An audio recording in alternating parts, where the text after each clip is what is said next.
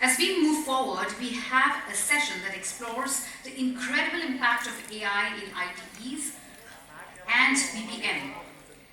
This is a topic that is reshaping industries, and we have some remarkable thought leaders with us today to dive into this session.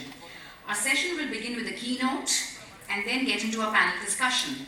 To kick off the session, we have the honor of hearing from our esteemed keynote speaker, Mr. Rajesh Dhuddu, partner in Emerging Tech, PwC. He will be sharing his insights on AI-driven automation in BPM, a subject that is transforming the way business operates, driving efficiency and enabling smarter decision-making in real time. Without any further ado, let me invite Mr. Rajesh to deliver his keynote. Welcome, sir. Ladies and gentlemen, I know this is afternoon, but the speaker deserves a truly energetic round of applause. Thank you. Good afternoon. I'm always fascinated by the various interesting applications that AI has developed. But one thing I think where AI has failed till date is to keep the audience interest level up, especially after the lunch session. So hopefully to make it happen. So to get the energy going in the room, I'm going to ask some questions. Does anybody know what is Dartmouth Conference? Dartmouth Conference. Akhilesh knows about it. So Dartmouth Conference, no brownie points for that, Akhilesh. So Dartmouth Conference was the conference that happened in the year 1956 when the term artificial intelligence was first coined. And this term was coined by a guy called John McCarthy. And immediately after this term was coined in 1956, two people started working on AI applications. And the first application that came into existence was to play a game of checkers. And if you look at in terms of the RAM that was used, you will be surprised that the RAM that was used to develop that application was 0.28 KB. Can you imagine? 0.28 KB. And now we are in era where we are talking about LLMs being powered by 64 GB, 128 GB, so on and so forth. So what has happened in the world with 0.28 KB, and if you fast forward and see, and especially 4 years ago, some significant event has happened in the world of computing when Google's DeepMind application defeated the world champion in a game of Go. The machine has defeated, and at that point of time, people started saying that AI will take over humans. But in the 1956 conference, which has happened, many people said AI will overtake humans. And it has not happened, from 1956 to now. Why has it not happened? Because it has not happened on account of two things. One is in terms of over-prediction. And we know what has happened with generative AI in terms of, in one of the conference, somebody asked me, why generative AI is not working? I said, AI works because it is written in Python. Gen AI doesn't work because it is written in PowerPoints. So in terms of, at that point of time, they were over-predicting it, and they also suffered because of technical limitations. But there came a ray of hope from a company called Digital Equipment Corporation, and DEC was the first company in the world to have channelized artificial intelligence for business process management. They came up with an application called XCOM, which was later referred to as R1. And that particular application was used to sort out order management for complex computer orders. They used to put the computers together. Someone said, I want this kind of compute, I want this kind of monitor, I want this kind of keypad, I want this kind of peripherals. And they used to get those orders in thousands, tens of thousands. And that's when they said it is beyond the realm of a human to process these particular orders, and they started channelizing artificial intelligence for that particular order process management. That actually led to the evolution of automation, and automation being used in the IT ITES and BPM industry. So using automation in these industries is not a new fact. That's a point to be noted. It is not a new fact at all. It is a continuous evolution. When things hit a break, if we think that today we are looking at funding winters, which are coming in some of the deep tech areas. Somebody had asked about blockchain and they said there is a funding winter in blockchain. Should we look at AI? I'll answer that particular point. But the funding winter for AI for the first time in the world came in 1980. So it is not new. So all the things that we are hearing now, the point that I'm trying to make, that all the things that you are hearing now has been going on for quite some time, and it goes through a cyclical process. Now let's look at this automation. I would like to give experiences from my own personal life. One day, as kids, we were at home, and my dad used to go to office even on a Sunday. And on a working day, he was at home, which was a big surprise for all of us. So I walked up to my dad. He was a career banker at State Bank of India. I went and asked him, "Are you not going to work today?" He said, "We are on strike today." So I asked, "Why are you on strike today?" He said that all my tellers are protesting because we are bringing in automation into the bank. And the tellers are protesting because they will lose their job. What did the teller do at that point of time was to count cash and dispense that particular cash. This was not even ATM. They were just trying to put some computers, counting machines in the teller operations so that they can re-engineer the banking operation. Now what has happened to the banking industry? Has banking industry lost out on jobs? No, the answer is no. Has the banking industry services have shrunk? Answer is no. Has the number of banks gone down? The answer is no. What has actually happened is the banking industry reinvented itself. Those days, at best in a branch, you had a branch manager, you had a loan officer, you had an agricultural officer, you had a teller, you had a head cashier. Not more than that. Now, if you look at from a banking industry, you have a wealth manager, you have a relationship manager, you have a credit appraiser, you have corporate engagement managers, super wealth managers, and then you have different categories of services, right?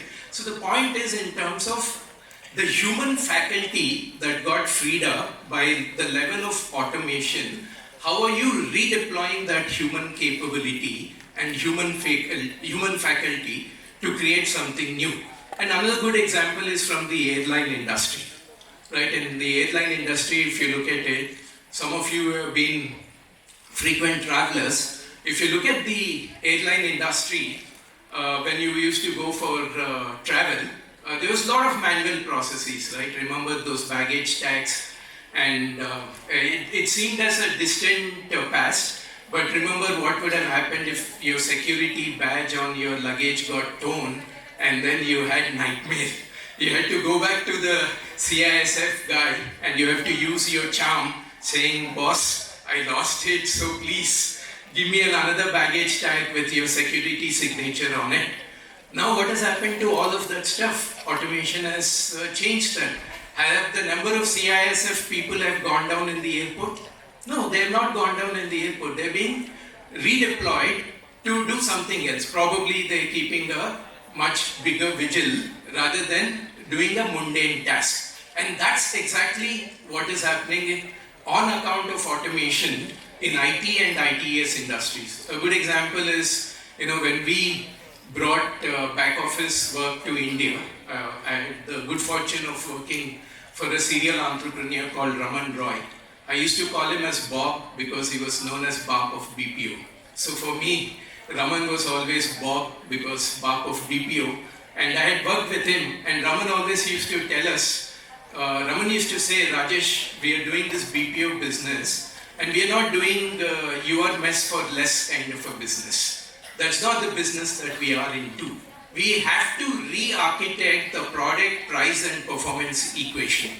And how can you use automation to re-architect that product, price, and performance equation?" And we've seen all kind of automation coming in. Some of you are very familiar with contact center industry. There was not even a call distributor in the contact center industry.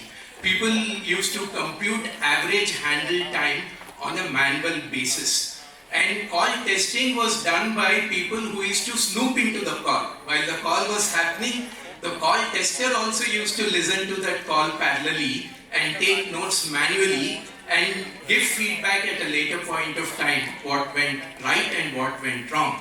Now look at what kind of automation has happened. You have automatic call distributors, ACDs, Avayas of the world are doing it. We've taken voice on a Vivo IP level. With all this transformation, has the amount of BPM activity has gone down? No, the amount of BPM activity has not gone down. But what is going to change is how we are using automation to drive newer business models. And that's where I would like to talk about agentic AI framework. Actually, it's like a silver lining to the cloud. The problem with Gen AI is Gen AI doesn't know what it doesn't know.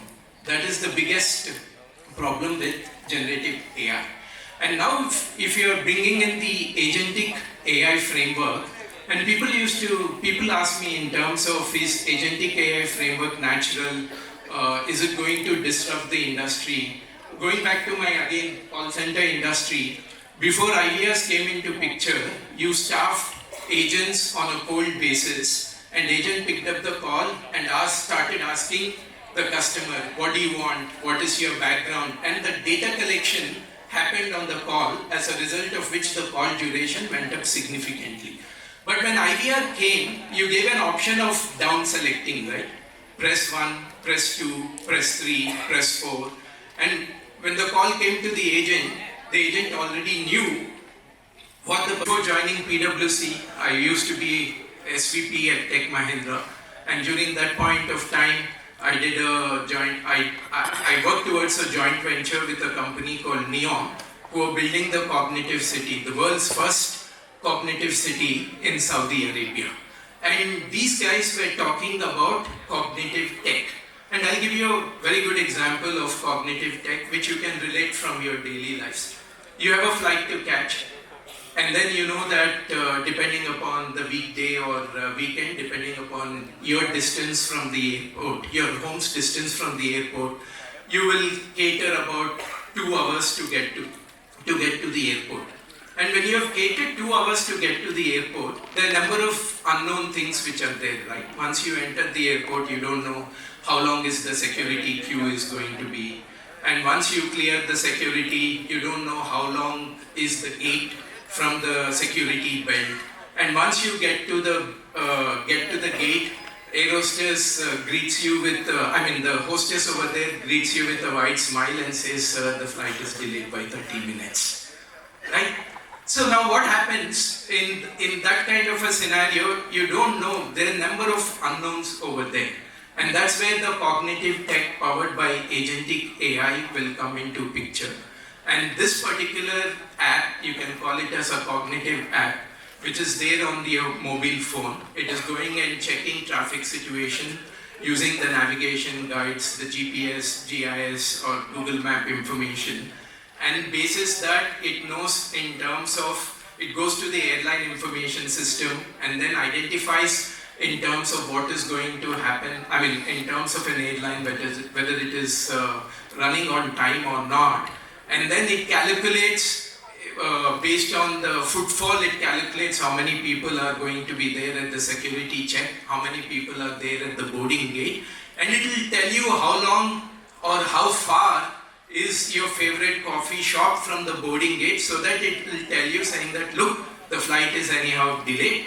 You have about 15 minutes. You go to the coffee shop and get your favorite cup of coffee. That is cognitive tech. And that tech is what should be the focus of the IT and ITS companies. There's no point in doing your mess for less. That is not a sustainable proposition. And that's where you have to channelize the automation and then drive it. And to the earlier question that gentleman asked, should I focus on blockchain, should I focus on generative AI? The answer is neither. You'll be surprised why I'm saying that the answer is neither. The answer is focus on a unique business outcome. Focus on reinventing the customer experience. Focus on lowering the total cost of ownership. Focus on creating newer revenue streams. Look at carrier like Indigo, which has used all this automation. Because they were able to use automation, they were able to reduce the cost of flying. Does that put other airlines out of business? No, it didn't put other airlines out of business. But what it created is, it has created a new segment of flying class in this country. And that new segment, that is what the new revenue stream, and that new segment is led to a market expansion. And a good example is Uber. Many a times you would have heard from people saying Uberization of services. Uberization of services is not from the total cost of ownership. For example, if you look at Uber, and then if you open the Uber app and you go under the hood, there is artificial intelligence, yes or no? There's artificial intelligence. There's hyperlocal search, there's hyperlocal. Is there a cloud computing? Is there a payment gateway? Is there navigation technology, geospatial technology? There is geospatial. Is there cyber security? There's a cyber security. Uber would have come to the market and said, I'll give you RPA, I'll give you AI, I'll give you cloud computing, I'll give you payment gateway. People would have said, go and take a walk, right? But what did Uber say? Uber said, I will give you a service. Whenever you open the app, you will find cars. You will go from point A to point B in the cheapest and the safest manner.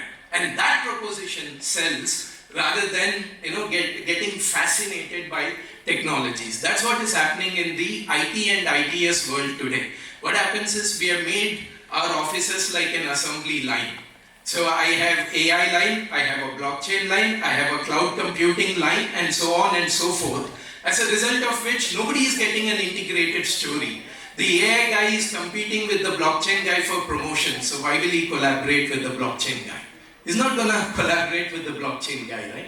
So that is what is going to happen, and that is the right channelization of automation from an IT and ITS industry. And if you are able to channelize that automation in that particular direction, you will be able to create the required impact. Yeah, you have to do it. If you don't do it, your neighbor will do it. Thank you.